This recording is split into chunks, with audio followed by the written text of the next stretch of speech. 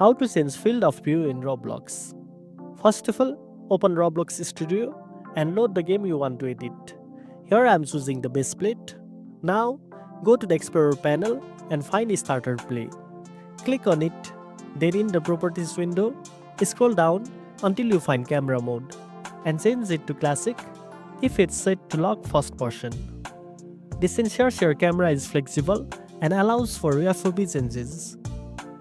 Next, close this and right-click on StarterGui, choose Insert Object and select LocalScript.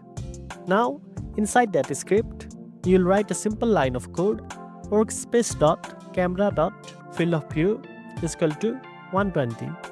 This line changes the camera's field of view to 120. You can replace 120 with any number between 40 and 120, depending on how wide or narrow you want the view to be. After that, hit play in Studio to test your game. Once you are in, you'll notice that the FOV has been updated according to the value you set. If you did everything correctly, the camera will reflect the new field of view immediately. And that's it. Now you know how to change field of view in Roblox.